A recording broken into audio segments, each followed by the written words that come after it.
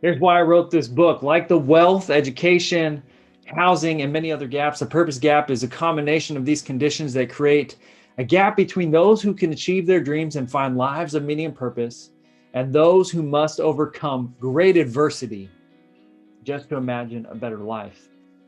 I introduced myself as someone who's sitting between five generations of Carmelitas. As far back as we can go, five generations, we have paper record for, there's a Carmelita. My grandmother's name was Carmelita. My daughter's name is Carmelita. In five generations, there'll be a Carmelita. I find myself in this gap creating conditions for that future generation to thrive.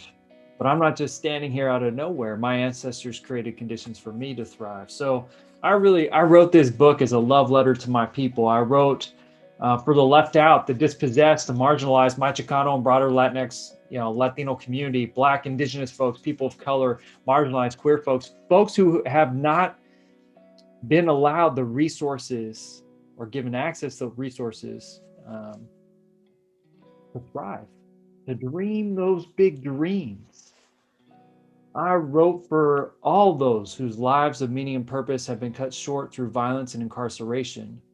I wrote for those whose imagination about the meaning and purpose of their lives is limited by the personal and systemic pains of hunger, poverty, and abuse. This book was written to celebrate what we can achieve together and what we can dream together, and gives practical guidance, wisdom from my ancestral tradition to help us close the purpose gap so that future generations may thrive.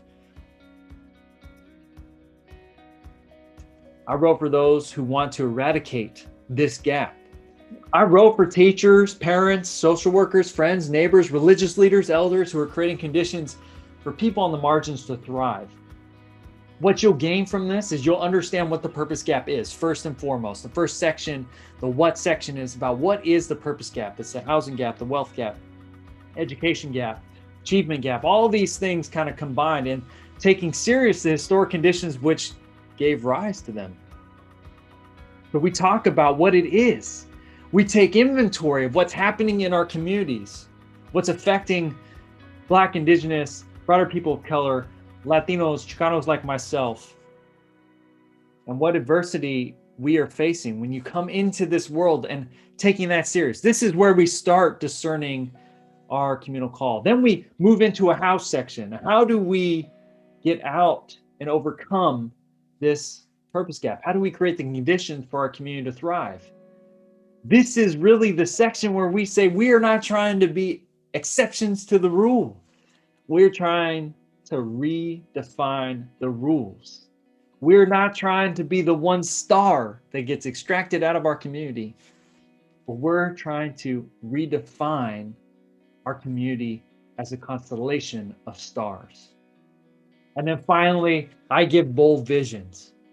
The last section, what does it look like to be thriving, to create conditions for people to thrive? What does that actually look like? I cast bold visions, give concrete examples of what it's like to create conditions for communities of color to thrive. And I hope that through those three parts, what is the purpose gap? How do we overcome it? And what does it look like when we are thriving? That we can cast a new vision as a community, as a world, so that all people may have a better shot at realizing their many purposes in life. This passage in particular talks about images from my own Chicano, Latino context, about how my grandmother did that for us. Grandma Carmen, she's an amazing woman who provided me medicine to close the purpose gap for me. So I want to share a little bit of that story with you. Helpless and hopeless, we sit in the pain of wondering if we are worthy of being loved. My grandma could sense this feeling in me. Mijo, look at this. I got up and walked toward her. A monarch butterfly had just flown over the cinder block fence and landed on one of her flowers. As we sat and watched the monarch with its beautiful orange, yellow, and black coloring flap slowly as it rested, She began telling me a story about one of her earliest memories of seeing monarch butterflies. She remembered the slow flapping of their wings and recalled one time when she was young that a butterfly landed on her. As she told the story, the butterfly took off and landed on my shoulder. You are blessed, mijo. I smiled. I stayed motionless, doing my best not to disturb this butterfly, to be present to this moment. As I did that, a hummingbird joined us in the garden. It was a Costas hummingbird, showing off its green back and purple chin. We both sat and watched as it danced all over her garden, dipping from left to right. I tried to stay motionless, to keep my little monarch friend on my shoulder. The bird zipped between the statues of the Guadalupe, Francis, between Tonantzin and the Huitzilopochtli, not knowing exactly where it belonged. I sat motionless, just watching the tiny dancer. How beautiful, my grandma offered. I remember smiling again. Can you see the wings flapping? Can you feel how fast? She asked. I stared intently, doing my best to count the beats of the hummingbird's wings. It all appeared as a blur. I kept still, watching the small spirit dart from flower to flower. It was close enough I could hear the buzz of the wings. While I could not count the flapping, I could sense the wings' movements. Then, in perfect harmony, the butterfly and the hummingbird took off over the wall. My grandma went back to tending her roses, and I was overcome with calm, peace, and serenity. I must have sat in that chair for another hour, occasionally helping my grandmother, but mostly just sitting still, waiting to catch a glimpse of another monarch or hummingbird in the backyard. While I might never be able to count the flaps of a hummingbird's wings, I learned through new senses the power of the tiniest of birds. I learned to see through my other senses. I can hear the buzz of its flight, smell the flowers from which it feeds, and anticipate its movement. Slowing down to perceive the natural world around me was the greatest medicine my grandma could have offered. It connected me to the spirits to travel across nations without any regard for artificial borders, and taught me ways of being present to myself and the world. The hummingbird awakens me to the spirits that cross cultural and religious boundaries, that extend to the above and beyond, that reverberate between my Catholic upbringing and my ancestral ways of knowing the divine. It leads me to a more intuitive place than when I first entered my grandma's house, heartbroken. I was not just loved by my grandma, but the divine loved me.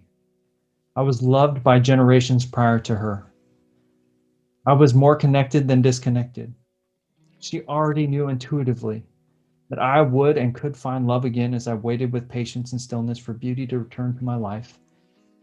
And in the way I waited for the butterfly and the hummingbird, my grandma taught me to trust the seasons, because both the butterfly and the hummingbird always return and bring the love of generations before them. Closing the purpose gap is not just about changing the material world. It requires us to connect with and find healing with the spirits that guide our journey. I look forward to sharing more stories and more insights and wisdom from my community in the Purpose Gap.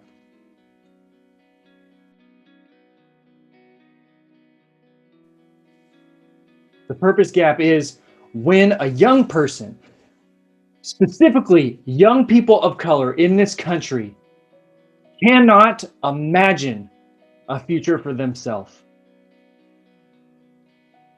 The Purpose Gap is the combination of histories of colonialism, slavery, marginalization, meet contemporary realities like the education gap, the housing gap, the achievement gap, the wealth gap. All of these things combined impact the ability of a young person to achieve their many purposes in life. The purpose gap is the difference between those kids who can have all the resources, who know exactly what they want to do, and everyone, when they say you can be whatever you want to be when you grow up, it's the truth. And the gap between those who, when they say that same line, you can be anything you want to be, no, it's a lie. Because those resources, those opportunities are not given to some of us. So we are more than worthy of it.